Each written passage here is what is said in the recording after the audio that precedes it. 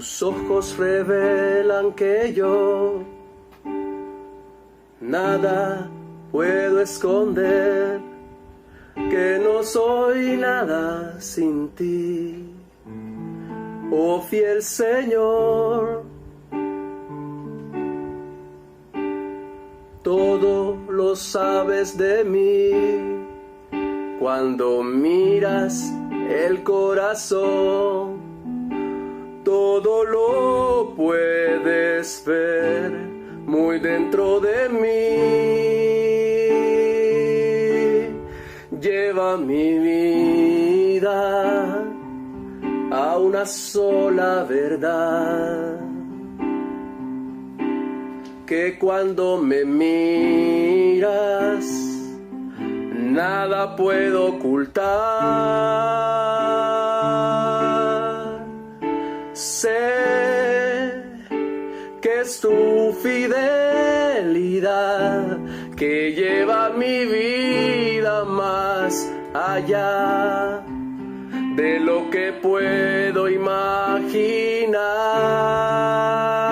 Sé que no puedo negar que tu mirada puesta en mí me llena de tu paz. Tus ojos revelan que yo nada puedo esconder, que no soy nada sin ti, oh fiel Señor, porque todo lo sabes de mí. Cuando miras el corazón, todo lo puedes ver muy dentro de mí. Lleva mi vida a una sola verdad, que cuando me miras nada puedo ocultar.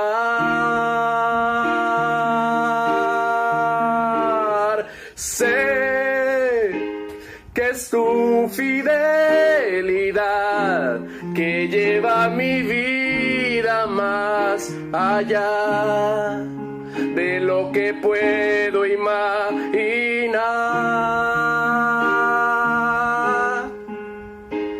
que no puedo negar que tu mirada puesta en mí me llena de tu paz. Sé que es tu fidelidad que lleva mi vida más allá de lo que puedo imaginar. Y yo sé que no puedo negar que tu mirada puesta en mí me llena de tu paz.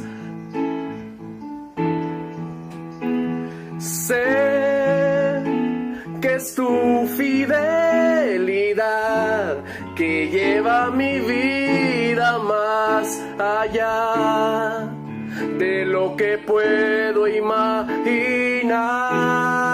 Y yo sé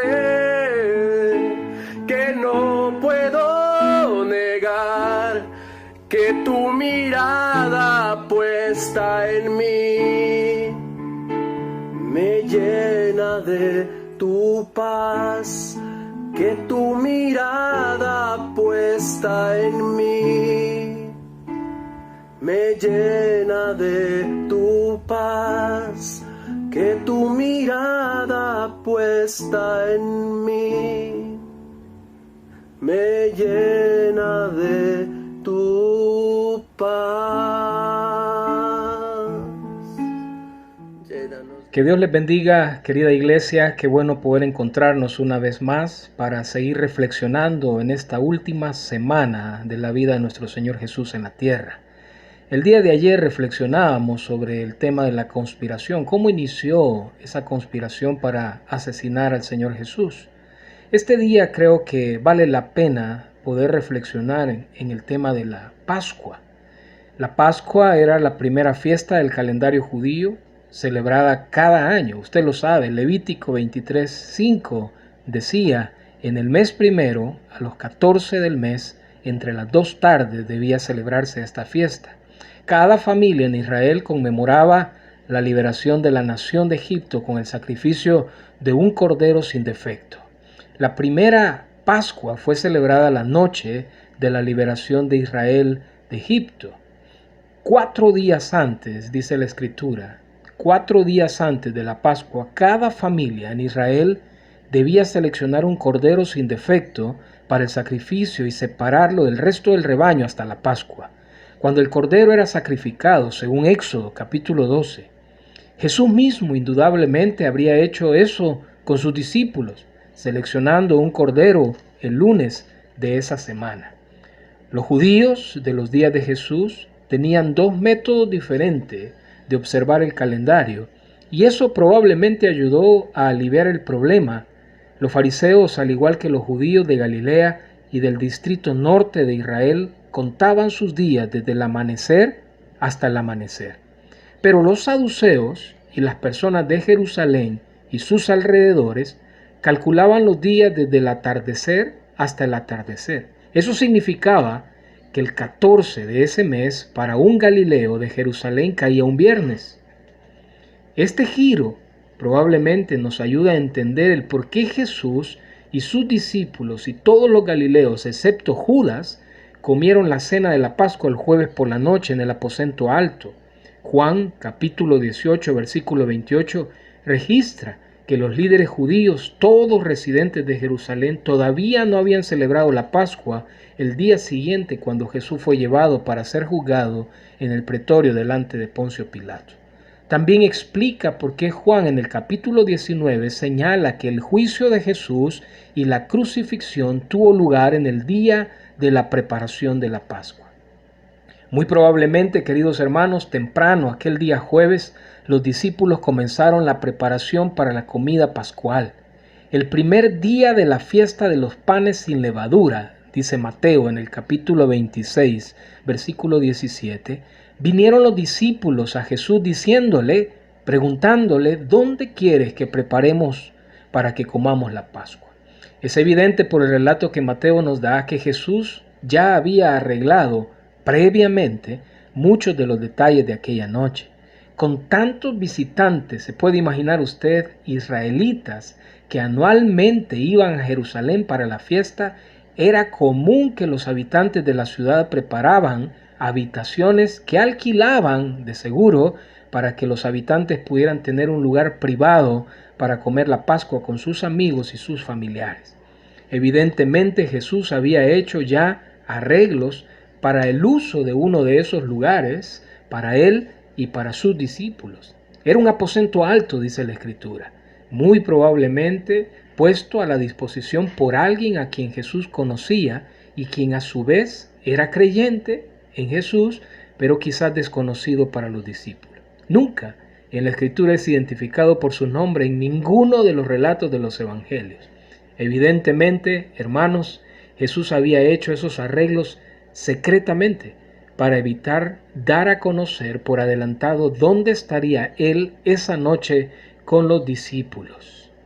Había que realizar muchos preparativos. No solo había que sacrificar el cordero en el templo y traerlo después para cocinarlo al fuego, sino que también había que preparar otros elementos de la cena. Entre los principales elementos de la comida de la Pascua estaban los panes sin levaduras, el vino y un plato con hierbas amargas. La responsabilidad para la preparación de esos elementos se repartía probablemente entre algunas de los discípulos. De modo que Jesús les dijo, según Mateo, en el capítulo 26, versículo 18, vayan a la ciudad, a cierto hombre, y díganle, el maestro dice, mi tiempo está cerca.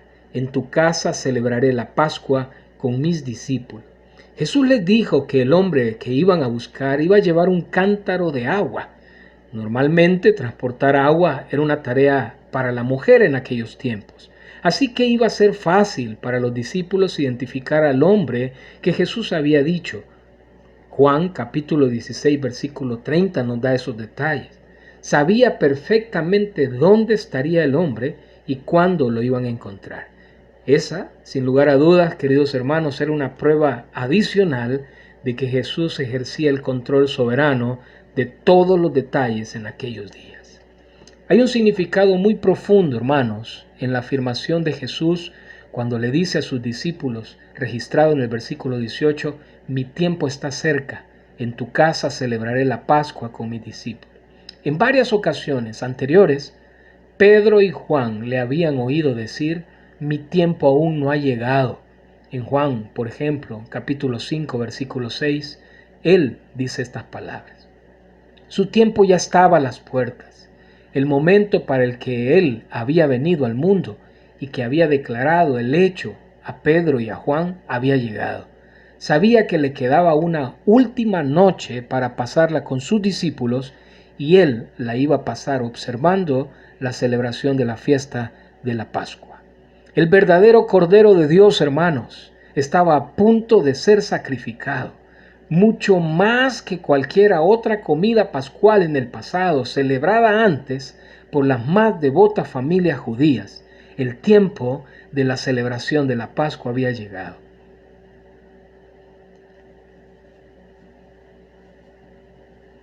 Mateo relata lo que sucedió en el aposento alto, es decir, Mateo nos describe la escena de la comida de Jesús con sus discípulos.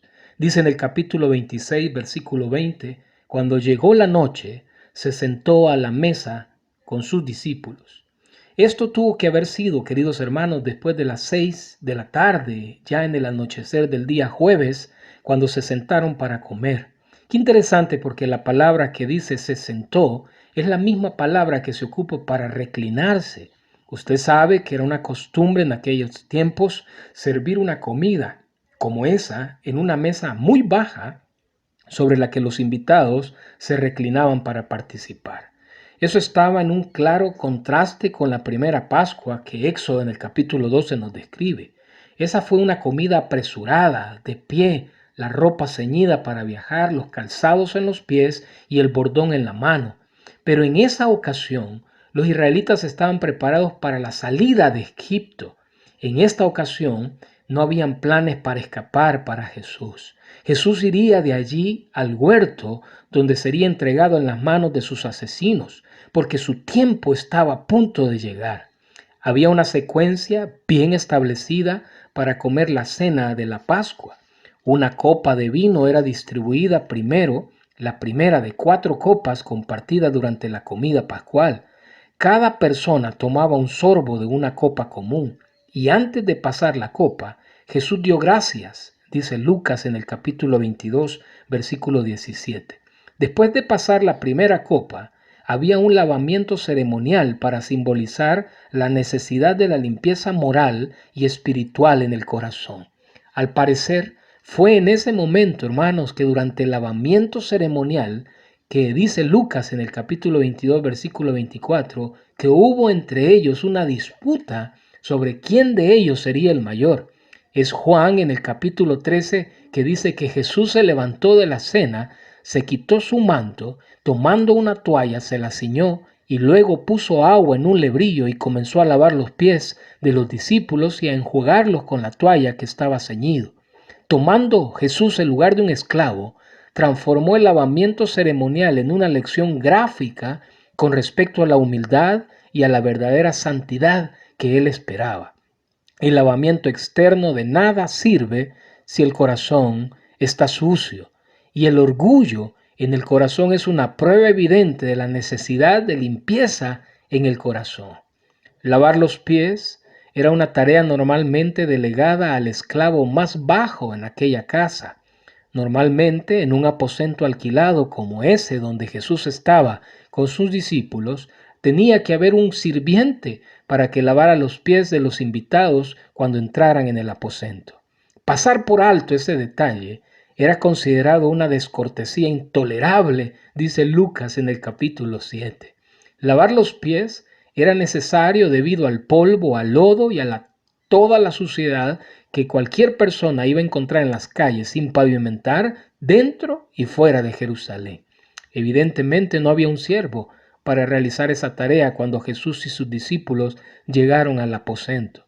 Así que en vez de humillarse ellos mismos para realizar esa denigrante tarea unos a otros, los discípulos sencillamente dejaron los pies sin lavar. Y no solo eso, sino que entablaron una discusión entre ellos de quién en medio de ellos era el mayor.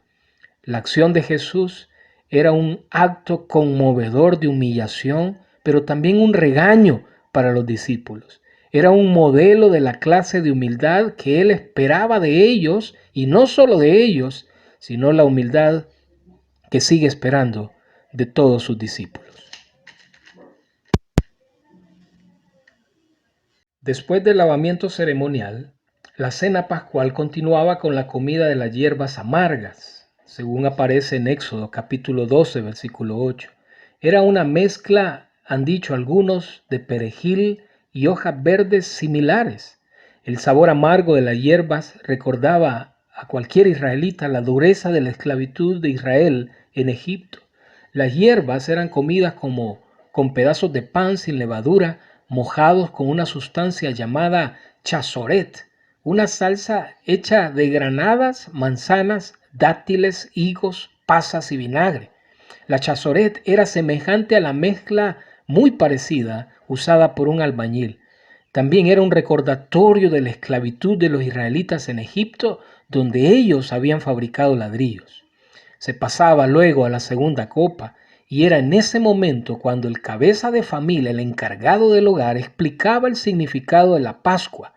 Era una cena pascual judía tradicional, donde muy probablemente el hijo más joven formulaba preguntas que ya habían sido preparadas anteriormente, y las respuestas eran recitadas de manera de una narración poética en el Éxodo. El paso de la segunda copa era acompañada con el canto de algunos salmos. Los salmos cantados durante la cena pascual eran los cantos del famoso Jalel o Aleluya. El Jalel consistía en 6 salmos, comenzando desde el Salmo 113. Los salmos del Jalel probablemente se centraban en orden. Los primeros se cantaban en este punto de la ceremonia, y el cordero cocinado al fuego era servido a continuación. El encargado de la casa también se lavaba ceremonialmente las manos de nuevo y partía y distribuía los pedazos de pan sin levadura a cada persona alrededor de la mesa para que lo comiera con el cordero. Fue probablemente ahí, querida iglesia, en algún momento de esas etapas iniciales de la cena, donde estaba siendo servido el cordero, cuando Jesús pronunció aquellas palabras tan conmovedoras que están registradas en Mateo capítulo 26, versículo 21, cuando dijo: y mientras comían, dijo: de cierto os digo que uno de vosotros me va a entregar. En varias ocasiones, hermanos, Jesús había predicado su propia muerte. Esa era, sin embargo, la primera vez que hablaba de ser entregado por uno de sus discípulos. El vocablo que Jesús ocupa en Mateo es la palabra entregar, es el mismo verbo en el original que se ocupa para referirse a la entrega de un prisionero para ser azotado. Es el mismo vocablo usado en Mateo 4, versículo 12, cuando Juan el Bautista fue echado en la prisión, y ese era un pensamiento inconcebible para la mayoría de los discípulos. Que Jesús, su maestro, fuera entregado a sus enemigos por uno de ellos, eso era inconcebible. Cada uno sabía evidentemente que dentro de ellos había una potencialidad para cualquier traición en sus corazones. Por esa razón en Mateo versículo 22 del capítulo 26 dice que entristecidos en gran manera, cada uno de ellos comenzó a decir: ¿soy yo, Señor? Qué tremendo, hermanos. porque el Salmo 55, versículo 12 al 14, muy probablemente la mención que Jesús hace dice, porque no me afrentó un enemigo, lo cual habría soportado, ni se alzó contra mí el que me aborrecía, porque me hubiera ocultado de él, sino tú, hombre, al parecer íntimo mío, mi guía y mi familiar, que juntos comunicábamos dulcemente los secretos y andábamos en amistad en la casa de Dios. Un salmo mesiánico, un salmo que hace referencia a ese momento que Jesús estaba experimentando cuando le comunica a sus discípulos que uno de ellos, un íntimo, un amigo, un camarada, lo iba a entregar. Muy probablemente los 11 discípulos, además de Judas, estaban horrorizados por la idea de que uno de ellos, del propio grupo, sería culpable de un acto tan miserable y siniestro. Juan escribe en el capítulo 13, versículo 22, entonces los discípulos se miraban unos a otros diciendo, ¿de quién hablará? Otra vez, no había nada ni en el comportamiento de Judas ni en el trato que recibió de Jesús hasta ese momento que hubiera dado a los otros discípulos una pista de que Judas era el traidor. Aunque Jesús sabía, en el capítulo 6 del versículo 64 de Juan dice, nunca se había retraído de Judas, siempre lo había tratado con la misma ternura y buena voluntad que había mostrado a los otros. Además, Judas era el tesorero del grupo y por lo tanto al parecer esa posición era de alguien que disfrutaba de una confianza de parte de los demás. Probablemente era uno de los últimos discípulos del que alguien habría sospechado. Aún así, su total asociación con Jesús no había sido sino una simple farsa. Para poder continuar con la farsa por un poco más de tiempo, Judas también se unió al grupo y preguntó, ¿soy yo, maestro? La pregunta en el lenguaje original revela una fingida incredulidad de Judas. La pregunta quizás se leería de esta manera, ¿verdad que no soy yo, Rabí? Jesús simplemente lo vuelve a ver y le responde, tú lo has dicho. Ese comentario evidentemente fue hecho con tanta tranquilidad de parte de nuestro Señor Jesús que solo Judas, o es posible que los otros discípulos no captaron su importancia, porque el apóstol Juan, que estaba reclinado al costado de Jesús, no se dio cuenta de lo dicho. Juan escribe que Pedro le hizo señas para que le preguntara a Jesús de quién estaba hablando. Aún ese diálogo evidentemente tuvo lugar en un tono muy suave, porque ninguno de los otros discípulos parece ser se dio cuenta de lo que Jesús estaba diciendo al identificar a Judas. Jesús le dice a Judas, lo que vas a hacer, hazlo pronto. Juan dice en el versículo 28, pero ninguno de los que estaban a la mesa entendió por qué le dijo esto, porque algunos pensaban que Judas, como tenía la bolsa, Jesús le estaba diciendo, compra lo que necesitamos para la fiesta o que diese algo a los pobres. Queridos hermanos, a partir de esa noche, de ahí en adelante, la última cena pascual se va a convertir en la institución de la ordenanza del nuevo pacto, conocida como la Cena del Señor. Dice Mateo en el capítulo 26, versículo 26, mientras comían, Jesús tomó el pan, lo bendijo, lo partió y le dio a sus discípulos diciendo, tomad, comed, esto es mi cuerpo. Y tomando la copa y habiendo dado gracia, les dio y les dijo, bebed de ella todos, porque esta es mi sangre del nuevo pacto, que por muchos es derramada para la remisión de los pecados. Y os digo que desde ahora no beberé más de este fruto de la vid hasta aquel día en que lo beba de nuevo con vosotros en el reino de mi Padre. Y cuando hubieron cantado el himno, salieron al monte de los olivos. Esa noche, querida iglesia, marcó el fin de todas las ceremonias y la venida de la realidad que esas ceremonias anunciaban. Fue la última Pascua sancionada por Dios.